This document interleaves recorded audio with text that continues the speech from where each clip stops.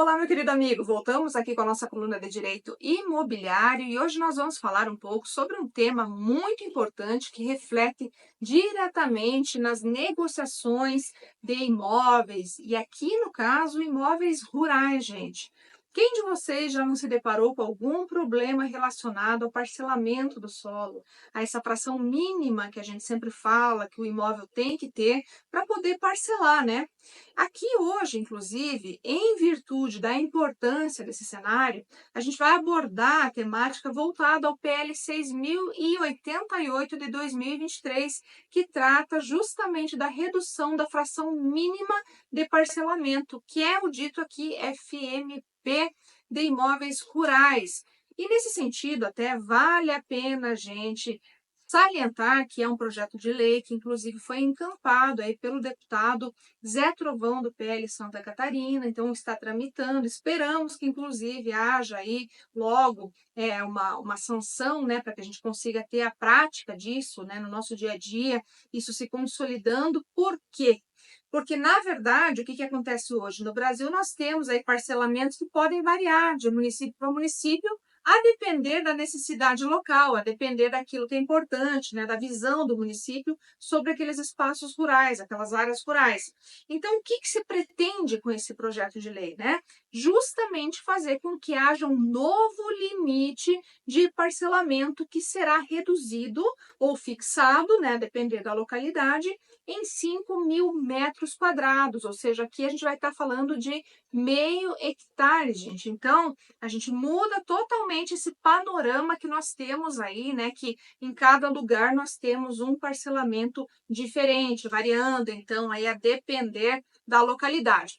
Mas vejam que, então, quando a gente fala, né, de fração mínima de parcelamento de solo, né, vale a pena a gente também explicar aqui, né, para quem está chegando agora, né, tá agora tendo acesso a esse tipo de informação, que consiste, então, na menor área em que o imóvel rural pode ser dividido legalmente falando, tá, gente? Então, claro que a gente vê muita situação aí de irregularidade, daí quando que você vai descobrir isso? Justamente quando você vai vender, quando você tenta regularizar, enfim, quando alguém se interessa pelo seu imóvel, você percebe que não tem como ali ter ali uma venda, uma transferência, uma doação, efetivamente falando, porque aquele imóvel não está se adequando à fração mínima de parcelamento do solo. Então, nesse ponto aqui, a gente salienta também que os municípios sempre estabelecem o parcelamento mínimo da área para poder também organizar o seu solo, o seu espaço, né? Nesse caso rural, né? Desses imóveis rurais, e para que também não haja aí a fragmentação excessiva também desse solo, que também haja aí a promoção da sustentabilidade, que a gente tanto fala e tanto prima, até considerando o meio ambiente, né? A gente nunca pode esquecer disso.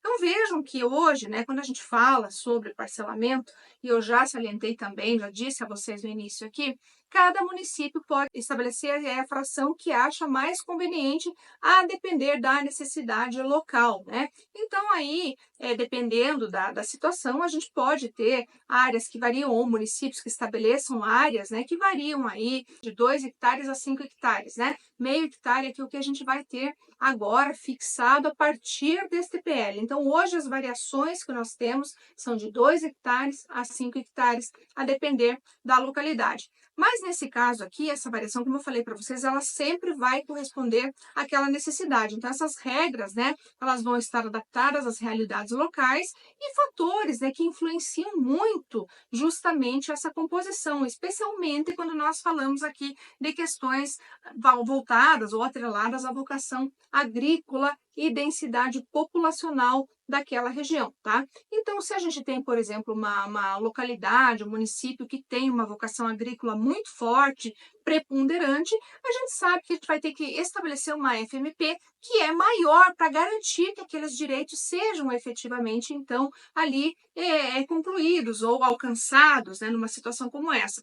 Então, nestes casos, a depender dessa situação, eu tenho que ter um tamanho suficientemente ou importante, né, a ponto dessa pessoa poder aí plantar, poder, né, enfim, produzir. Agora, se eu tenho uma área em que as pessoas, por exemplo, precisam de áreas menores, né, essa FMP, por exemplo, ela pode ser bem menor. e até mesmo para eu viabilizar a compra e venda, o acesso a estas áreas. Então, também, a depender desse caso, os municípios acabam estabelecendo essa FMP menor.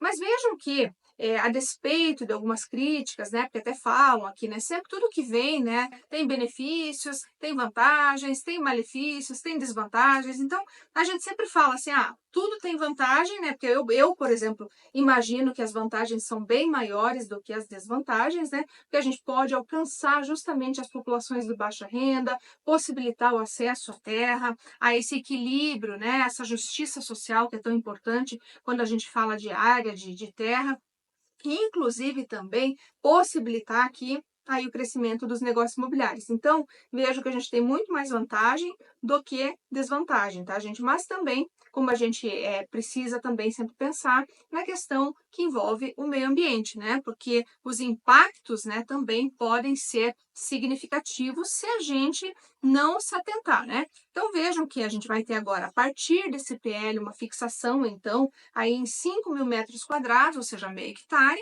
por FMP, e essa mudança, então, vai simplificar, e tem por esse pouco justamente a simplificação e a uniformidade aí no parcelamento de imóveis rurais, tá? Então, se a gente parte dessa premissa, gente, penso que nós teremos aí realmente uma mudança significativa de panorama e um acesso também muito bom para todos que dependem e que querem, né, também ter a regularidade desse imóvel.